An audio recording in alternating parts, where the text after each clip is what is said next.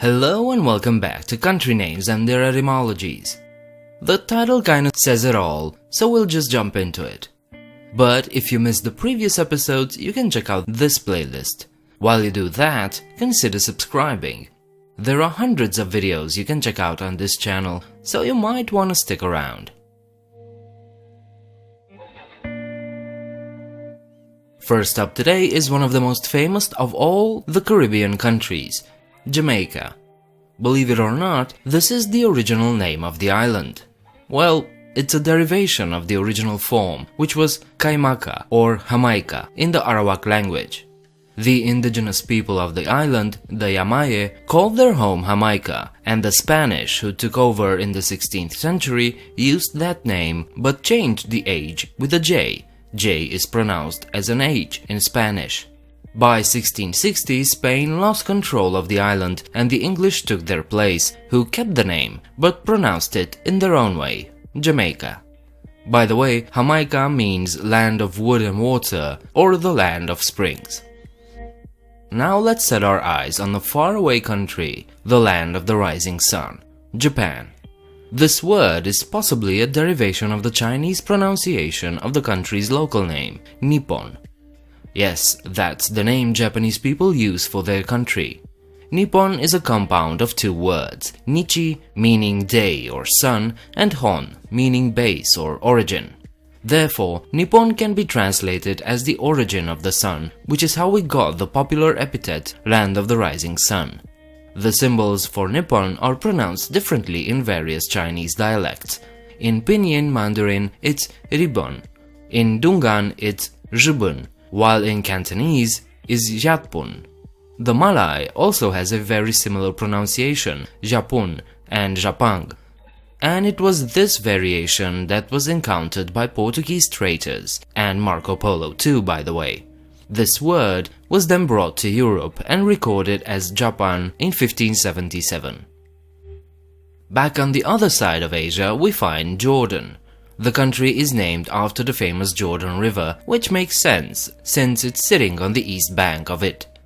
The River Jordan bears a Hebrew name, yarad, meaning descend or the descender, referring to the river's descent into the Dead Sea.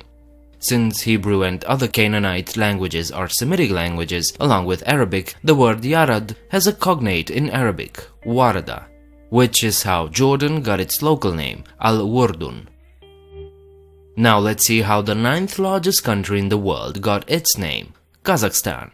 The literal translation would be the land or country of the Kazakhs, an amalgam of the native word Kazakh and the Persian suffix stan, which means land. A Kazakh is a nomad, a free man. The word has its origins in Old Turkic kaz, meaning to wander. So Kazakhstan can be translated as the land of the wanderers. This is, by the way, the source for the term Cossack, although it has to be noted that these two are not the same people. Cossacks are an East Slavic group of people found mostly in the Pontic steppe, while Kazakhs are a Turkic nation from Central Asia. In Africa, we find one of the most famous and charming countries of the continent, Kenya. The country is named after Mount Kenya, the second largest mountain in Africa. It means White Mountain, referring to the snow-covered caps of the peaks. This name was recorded in the 19th century by German explorer Johann Ludwig Krapf, who asked the locals what they call this mountain. Kamba natives called it Kenya, Agikuyu tribesmen Kerema Kerenyaga, and the Embu said Kirenya. All have the same etymology and mean the same thing. Kere is mountain, while Nyaa means ostrich, which is a reference to the contrast between the white snow and black rocks in a similar manner to an ostrich's feather pattern. Now we go to a Pacific country, one you probably heard of but most likely pronounced it wrong, Kiribati.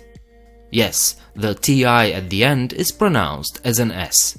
Kiribati is the local rendition of Gilbert.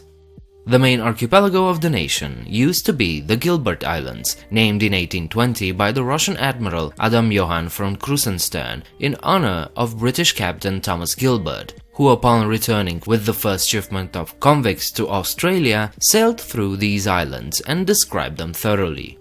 Kiribati is the local rendition of the English pronunciation of his name, and it was chosen to be the name of the country by local consensus in 1979. Lastly, we go and visit Korea, both of them. The first Western account of Korea came in the form of Kaoli in the writings of Marco Polo.